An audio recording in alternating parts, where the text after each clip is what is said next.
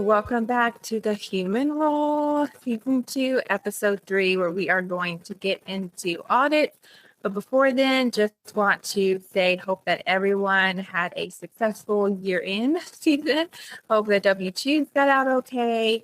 And I hope now that you're able to continue to kind of carry on into the rest of the year, just because there's obviously a lot more things in the flow that you need to kind of get through. Of course, your normal day-to-day stuff, but things like audits that come up, some that you're aware of ahead of time, some that you're not. And so hopefully everyone was able to get everything out by the deadline for the W-2 and 1099 season. Also, we are in the month of February. So if anyone celebrates the Valentine's Day season, happy Valentine's Day. I know that's coming up in the next couple of weeks. So hopefully you have a lovely day. No pun intended there. But look, obviously we can't get into every single audit just because every single state is different, right? You'll have tons of other state audits. Your company also may be in a different type of situation currently, like if you're going through the process of potentially going public or something of that nature. We won't get into all the weeds of that, but we are going to get into some of like the top audits that are pretty standard for most companies. So when we talk about the EEOC, the workers' compensation, the Form 5500, right, for your benefits. Those are pretty standard, just based on population. I would say, most of my population, at least most of my listeners, work for populations that meet those thresholds.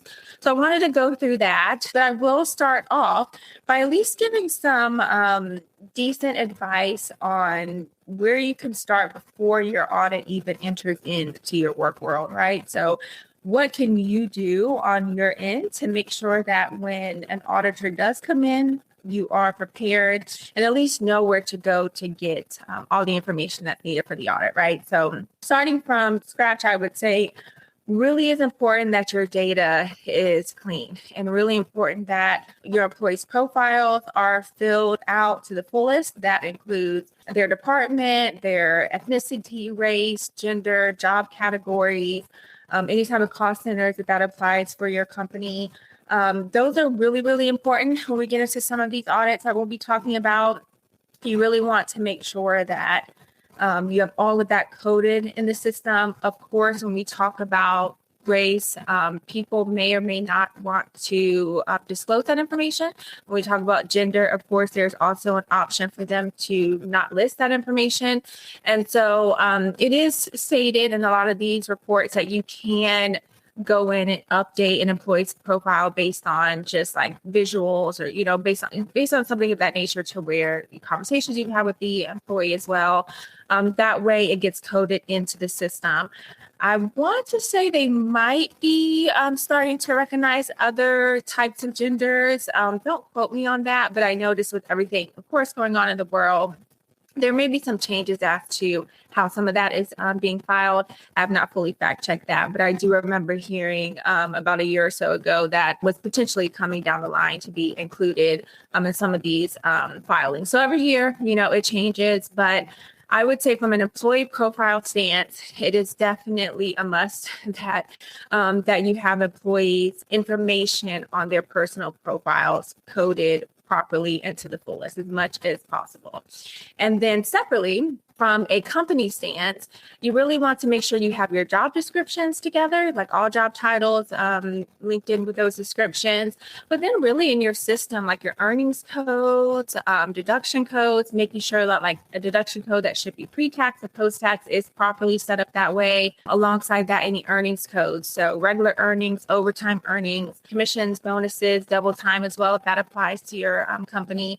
So making sure that all of those codes are set up and have been being recorded properly. So severance pay is another one as well, because all of that will tie in to when an auditor comes in and wants a report with all this information broken down in separate columns, right?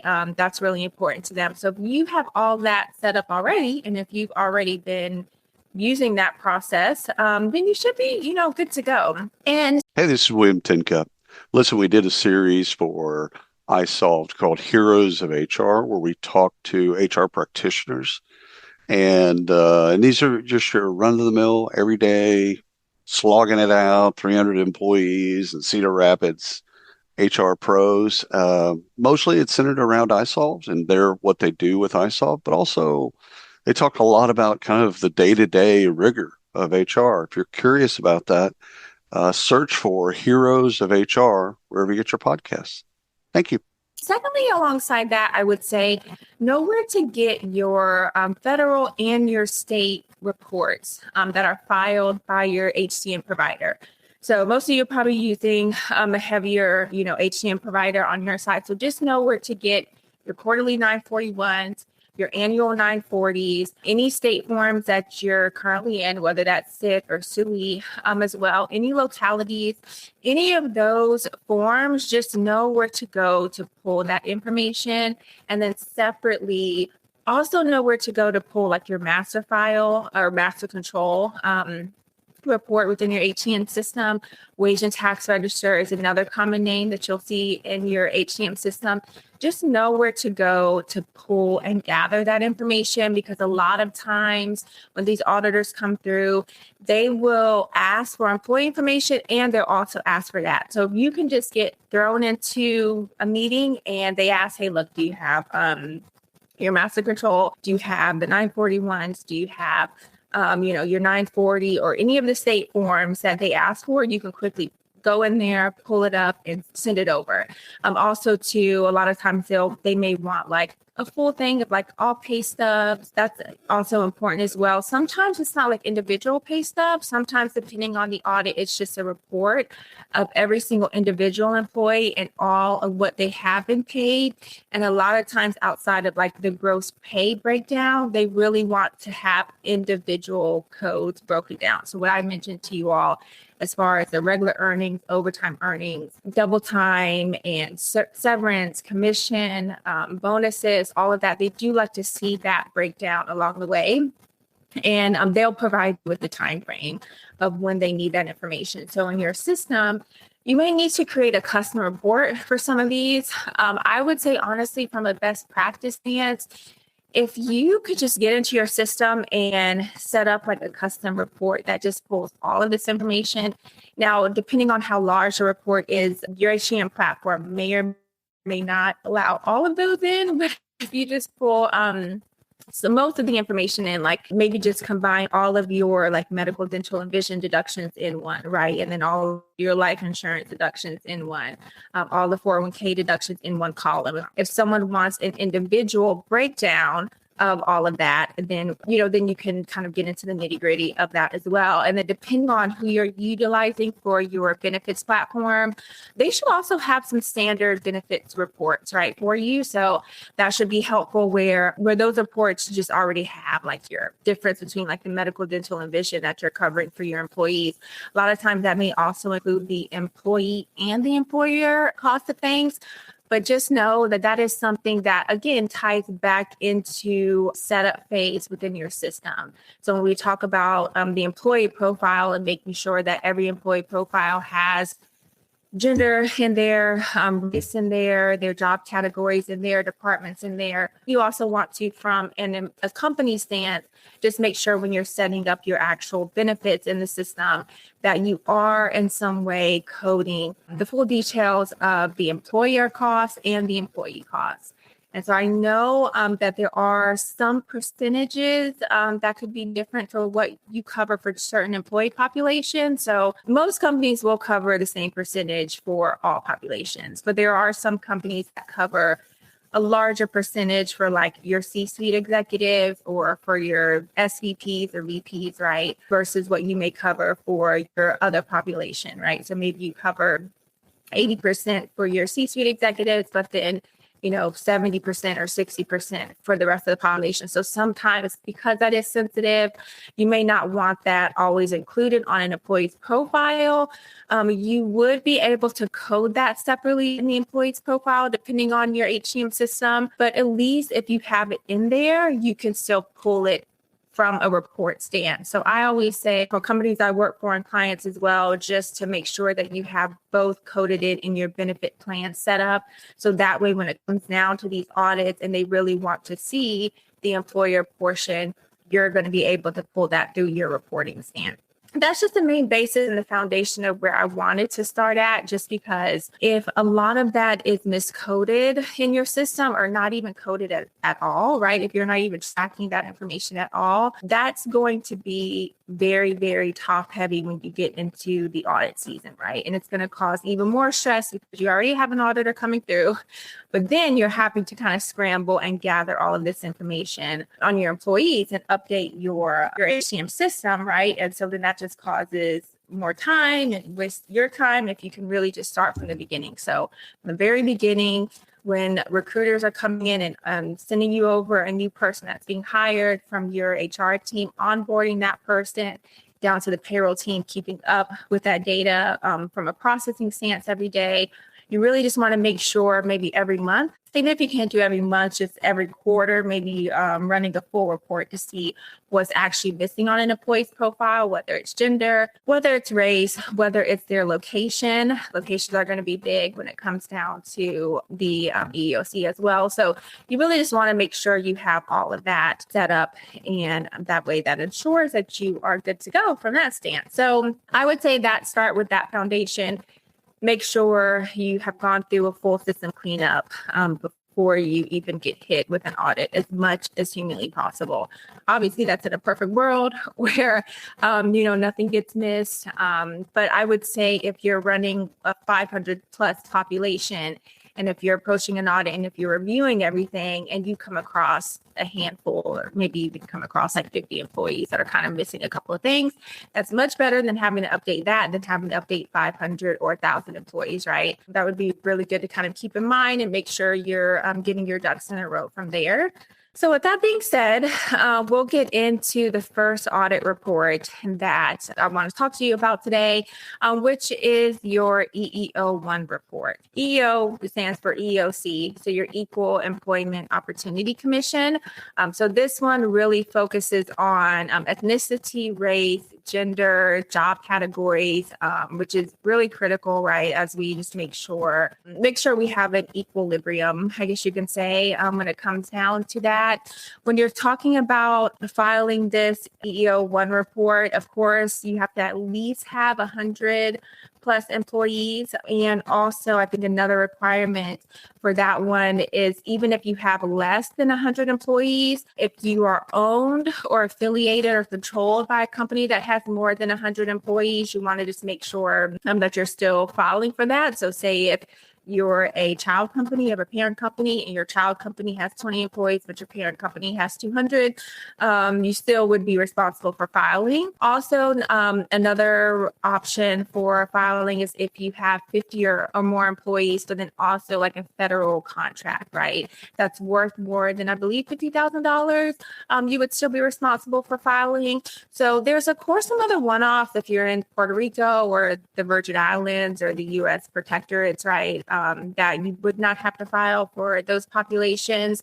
So I would say first go with this, just really make sure that this applies to you and to your company. And if there are some populations that should not be included in that, just make sure that you're covering all the boxes, right? I'm checking everything and not entering in data that should not be there. You want to just make sure if you are filing something that you're filing it correctly. Secondly, in regards to the filing of the EEO-1 report, so if you're in one location or one establishment, I guess you can say, like say you just have one headquarters and that's it, then you would file your single establishment report. But if you have multiple locations, then you file the multiple establishments report, right? And when you get into having to file the multiple establishments, you do need to file for your corporate headquarter location. You also need to file separately for every single individual establishment, and you will have to go through like the list of like the race, gender, job category for that. And then they also will require a consolidated report for you. So just so you're aware, when you get into the EEOC filings, depending on how many locations your company has, you may have to do things individually for every single location, and then also do one for your main headquarter location, as well as submit the consolidated report for all locations so the numbers will check out for them. This is one report I will say, though, really want to register for your EEO1 filings like ahead of time, just because when you get in there, depending on how large your population is, there is a spreadsheet that you can basically fill out and then upload in. You do have a manual option that you can do too, where you literally just go through one by one and manually enter in the information. If you're looking at 50 or less employees, or if you're looking at right at that 100 or less employees requirement, then okay, if you want to spend time going through that, and maybe if you only have one, location or one establishment, that should be easy. But if you're looking at larger than that, I would just say make sure you get the Excel sheet and upload it, right? So get the Excel sheet. It'll have all the columns on there that need to be completed, and that way you can just go into your HCM system, pull that information, drop it in, copy and paste, drop it into the report that the EEO is requiring, and then you're good to go. If you have a really, really good HCM system, so a little tidbit, there are some HCM systems that might even have their own EEO1 report to make it easy for you. So remember when I started off by saying, hey, look, make sure you have all your data in the system completed. One other good thing is that if you do have all the data completed, a lot of times when the due date for this report is coming around, you can just go into your HCM provider site, download their EEO1 report, and then use that to drop it in. So a lot of these larger HCM systems like the Workdays, the ADPs, the Oracles of the world, and so forth, they are typically working with providers on the back end, working with these details on the back end. So knowing what is needed on the report to hopefully make your life easier. But at the end of the day, it does ultimately fall on you and your data and your employees' data and your team keeping up with it. So as long as that's properly in the system, then you should be good to go to really pull that report and upload it in. I would also say just definitely register ahead of time so you can get that information going. Don't wait until the last minute. I know that's easier said than done because the day-to-day just gets so top heavy and just, you have your normal day-to-day going on, and then you always get thrown a wrench throughout your day if something happening and could always get distracted. But the earlier you can register online on the EEOC side and then kind of get the details of the 100 report, I believe it's your standard form 100 report. Once you get that information, you can really kind of visualize it and put in your mind what's really needed. Then it's a lot easier. But if you're waiting to the last minute to do it, I can tell you the minute they close out at the end of the day, they really will shut down their system and then you're kind of stuck, right? So you really don't want to wait until the very last day. And then, of course, you're talking about different time zones. So I know sometimes if you're on the West Coast, but then if their system is coded to the East Coast, it could cut out a little earlier. So you really just want to make sure you're staying, ahead of that and just knowing when things are coming up and making sure you're tracking all that information.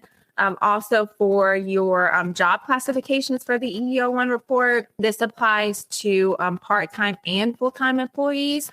So just so you're aware, it doesn't just apply to one or the other. It applies to your full population of employees. And then for the job classifications, of course, you need to go through whether they're executive, senior level, first mid-level, professionals, technicians, sales workers, laborers and helpers, the list goes on. So just so you're aware, you just want to make sure that you're following those proper classifications. And then if for some reason you're confused by it or unsure, just make sure you get to the EEO1 site. That way it can kind of help you decipher between which one to use for your employees and which ones not to use. And then here we talk about the same for race as well, right? So if we're talking about Hispanic, not Hispanic, African American, white, two or more races, Asian, right? So as we go through that, you really want to make sure that's properly set up for all of your employees. That way, you can have a proper tracking of your diversity within your organization. And then when you're preparing to submit your form, one thing that is really, really common to do once you get through everything is that at the very end, you really need to certify your report. So even if you start on one day, you enter in the data, but you want to go back another day, right? And, say it's Monday, the report's not due till Friday. and you get as much as you can done on Monday, but you don't certify it yet because you might want to go back and double check some things, or maybe there's like 10 employees that are missing some items, so you need to go back and just update that. So with that being said too, if you don't certify it, that's perfectly fine. You can go back in and still update the report. However, if you go through on Monday and you're completely done and you want to send it in and you don't certify, it's still going to be pending. So just make sure with this report that you click to certify the report from there. And then once that's good to go, you are all set with your EEO-1 report. This can be very, very time consuming, right? Any type of audit report can be really time consuming. And I just think that if you are tracking everything from the very beginning, I know that's in a perfect world. I know that's easier said than done. But as much of this data for your employees that you can track and keep up with, and consistently just kind of like run some reports and just make sure everyone's checking the boxes when they're hiring people in, the easier it is going to be, of course, once you get into this audit season. Alrighty, so now we are on to your Form 5500 report, which summarizes your employee benefits and really makes sure that you all are in compliance with your employee side benefits. So this applies to funded, self-funded plans, retirement plans, all that good stuff. And if you do have a good HCM provider, they may already have these forms. They may already handle it on the back end for you. But just so, just so we go through this information as well, this is filed with the Department of Labor. And it does require you to file, company to file, if you have over 100 employee participants. So just so you're aware, this is participants, meaning dollars are within their account. So say, for example, we're talking about 401k, right? Maybe you went through a RIP, right? And you had to lay off a couple employees. Say you only have 50 employees in the company, but there's 150 that have dollar amounts in their plan, that would still be considered a plan participant, right? So you want to just make sure that you're still filing this form 5500 for you. So outside of like your medical, dental, and life, we're talking about pension plans, severance pay plans, stock bonuses, all that good stuff for you to file. And as mentioned, so for the Form 5500, for companies that have 100 or more employee participants, right, in the plan, they will file just the standard 5,500. But if you actually do have less than 100 participants, there is another form. It's still 5,500, but it's SF for like short form for you to file. And then if you're just yourself running a company and you're standalone, just say you're the only business owner of the company, then you would file the 5,500 easy form. Right. So there are a couple of different forms to file just depending on the plan participants. Right. So you just want to make sure you're double checking that before you go and filing. And then just so you don't end up filing the wrong report. Right. Or if one of the other forms are a lot more simpler, then this one, you just want to make sure you're staying up to speed on that one and just properly filing the right report. And so this report is filed through Marissa. So it's the eFast report for you to specifically file. And usually the deadline is the last day of the 7th month of your following plan year. So if your plan is on a normal calendar year from like January to December, you would have until July 31st to file. Of course, if that falls on the weekend, then you have the following next business day to file. And then what I will say for this one, really common for people to think that they don't need to file. So what I mentioned earlier about like the plan participants, right? You really want to make sure that regardless of if someone is terminated, if they still have dollars in their account, that does mean that they are participants. So you do need to file. Also, too, just making sure that when we're talking about like 401k, for example, that for that specific piece, you're not going over the annual limit of 401k. So those are also potentially common errors. Most HCM systems already have that pre-programmed in the system, but if you're using a smaller system or if you yourself are still in unfortunately an archaic situation where you're manually tracking that. You just want to make sure that no one has gone over the actual limit for 401k, because that could potentially cause an error. And then separately from that, any type of information around like missed pay on a payroll. So if you have mixed up someone's benefits and someone's 401k, maybe your benefit deductions didn't pull by accident on a payroll or on an additional payroll, you really want to make sure that that is noted on this Form 5500. So another thing with this Form 5500, you do have to have like an accounting report for this specific one. So that's why I mentioned making sure you're fully disclosing everything and not waiting until the last minute, just because this one is going to require you to pull in either one of the big dogs like Deloitte, PwC, EY, BDO, KPMG, one of them to fully go through and audit your company. Then they send over an accountant's report, right? And once they send over that accountant's report, that should also be reviewed. And it could be maybe your accounting team has gone through that, but I would say to have like an outside person come in, do that accounting report, make sure you get it to either your controller or your CFO, have them double check everything and make sure any type of numbers that have been listed on the 5500 match what the auditors have also said and stated have come through for your benefits plan. So that does have to be included with this Form 5500. So remember, not to wait until the last minute. This is another big reason as to why you shouldn't wait until the last minute when it comes down to these specific audits, just because it's very, very critical. There's a lot of other things that tie into it. So like all of this data is coming from what is ultimately being processed in your system, being entered on your employees' profiles within your system, just like the accounting stuff too. So for this Form 5500, since you need an accountant's report, that's not something that you can just call an accountant and to have them look over every night, right?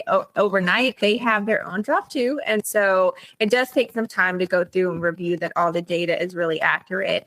And so with that being said, you really just want to make sure that all of that is completed well in advance. And if you have an HCM provider, whoever is going through your benefits, so your brokers too, right? At this point, they all know the 5500 and what it requires. A lot of that is already set up in the system. A lot of these brokers and your benefits providers are just used to this already. So you really just want to make sure that you know who to go to on that side to ask for help if you need any type of help, and then just making sure you're following suit with the right deadline. And now to close out the 5500, now we're going to get into the lovely workers' comp audit. Workers' compensation, probably one of the most complex, but also most regulated of them all. So just like how, if employees are listening in, just like how you pay your premium each paycheck for your benefits, for workers' compensation, it's the same thing. Companies do have to pay premiums, right, to make sure that they can cover employees for any type of injuries. And so with that, they do have to go through audits. So from a company stance, anyone sitting in, an HR and payroll seat, there is an estimation with these worker compensation audits that need to be provided to your insurance providers. I'm just giving them an estimate on what you think your payroll will be for the year. And then based on that estimate, they will then proceed with giving a cost from that stance. However, all states require, now some states requirements are a little different, but all states do require that companies go through this audit every single year. That way they can just make sure that companies are staying in compliance, not trying to cheat out and not trying to say like the lower payroll when it was a lot larger to get them a cheaper rate, So from that stance, auditors do come in, they do ask for a lot of information. So you're talking about lots of payroll information is typically asked, larger reports that I mentioned earlier when you talk about a regular pay, overtime pay, double time pay, bonus compensation, commissions as well. When you're going through the estimation, it's really critical. So say if you were a payroll person that just got hit with providing maybe legal or providing your VP of HR an estimate, right? So that they can give to the provider, you really need to know what's going to potentially happen in the business for that year. You can, of course, give just a general consensus of, okay, this is what my payrolls are at this current moment and estimate that out for the next year. But If you know throughout the year, if someone knows throughout the year that they're going to potentially go through like a merger or acquisition, or if someone knows that, hey, look, our busy season, say you're in retail and you know during retail season, you're going to hire a lot to cover the mass shopping, right? So you may want to put a little cushion. You may also want to compare like prior years. But if you also know that you're potentially going to go through a RIF at some point and you're going to lessen your population, then maybe you want to change your estimation from that stance, right? So I would just say make sure before you are tasked with providing a full scope of what your year payroll will look like, try to get a better understanding of cost and what's really going to transpire over the course of that next year. Now, naturally, we can't predict the future, right? So that is just a true estimation, which is why these audits do happen. Because once you go through the year, you may have thought in January, December, leading into January, that the next year was going to be booming. Then you hit July and say, unfortunately, knock on wood, say unfortunately, though, that something took a turn and you did have to lay off people that you didn't think you were going to have to lay off. Or maybe there's going to be a mass hiring that you guys just didn't know about, right? And so that's going to tack on more to your payroll. Those things are understandable and will absolutely come up. That's what these audits are for. So throughout the year, something unprecedented could happen. And so when the auditors come around, if your premium was lower because your payroll number was lower and your payroll number ended up being a lot higher, then you just owe them, money back. However, if it's the opposite, then they would owe you some money back from that stance. So that's why these audits occur, just to make sure you're covered from an insurance stance, any type of injuries that happen for your employees, leaves that might happen for your employees. Companies do have to stay up to speed on that. So just so you're aware, once a company gets larger, it exposes them to more audits, to more coverage, more different type of scenarios of things that they need to make sure that they have built into their budget. And this is one that definitely has to be built in from an employer stance. Employees do need to be protected, especially if you're just walking. You could walk and someone could have spilled water and you could have slipped and fell, and that's at no fault to you, right? Especially if you're in the restaurant, food and beverage industry, right? That's another critical piece where you have to make sure that they're covering that as well. And then outside of meeting just the employee requirements, this workers' comp does cover subcontractors. So just so you all are aware, when you're going through these audits, these auditors will make sure if you are employing subcontractors, that those subcontractors have their own insurance.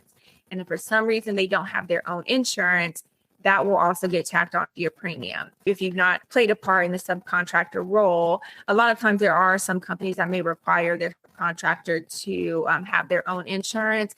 And that's for this exact reason. Now, and then from an HR and payroll stance, of course, we need to make sure when they're being hired on, we have record of that to where we can provide that to the auditors. If not, hopefully it's a nice subcontractor. And if the auditor asks for that, you're able to send over that information. Lots of good things, I would say, between the EEO-1 report, the Form 5500 report, the workers' compensation audits. Those are the most heavy critical reports that are very, very common for the vast majority of employers, along with your state reports. So just so you're aware, if you're not already aware, lots of states will go through their own separate audits. So you may get hit with those too. But if you're sticking to what I said in the very beginning, and if you know exactly where to get all of your forms, federal and state forms, if you know exactly where to pull all of the employee information, custom report information, if you just have one big bulk of a custom report information that has all of the data that you can pull, all columns that you can pull, that would be best practice, right? So that way you already know it's there, and the auditor walks in and you're like, no problem. Although I will tell you though, sometimes one year I had a really odd situation with an auditor who just continuously thought my state report was wrong, which was not the case. And so that's another thing too. I would say just stay up to speed as much as you possibly can on the state reports and also just knowing your federal reports and what should be included. I mean, there are some reports that just have a consolidation of like a bulk of your company totals, but then there's other reports that have individual employees information, and then at the very end they have the full consolidated information for your company, very similar to like the W-2s that are individual, and then the W-3 that's just one for your employer totals. But for some states, there's also that case.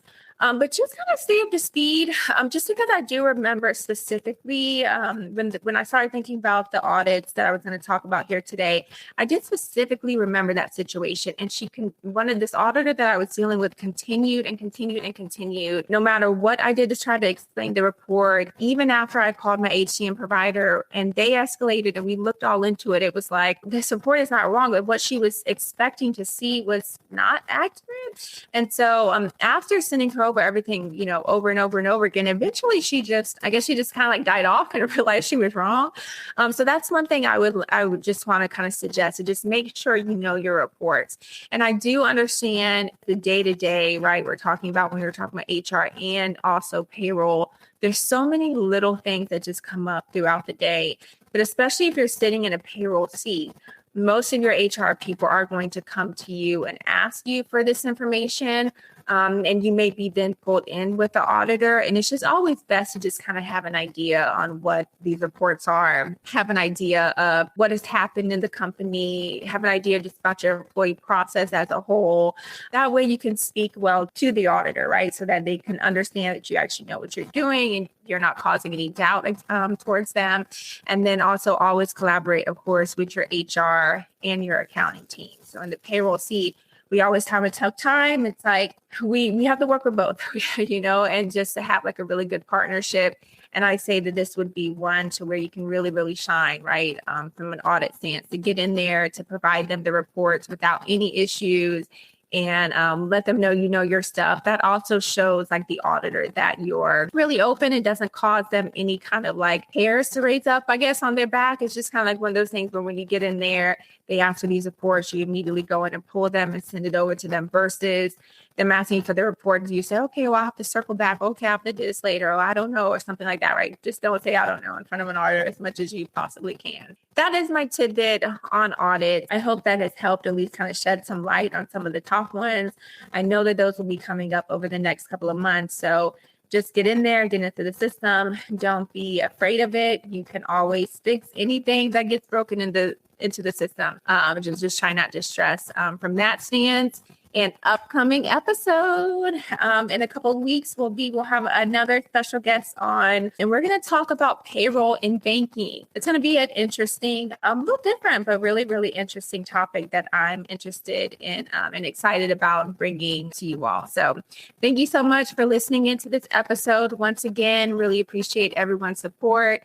Please like, comment, and subscribe. And from there, I will continue to bring you hopefully great and informative episodes. If you have any suggestions on anything, feel free to send me a note or leave it in the comment section, because I'd love to hear everyone's feedback. Until next time, everyone, happy Valentine's Day. Goodbye.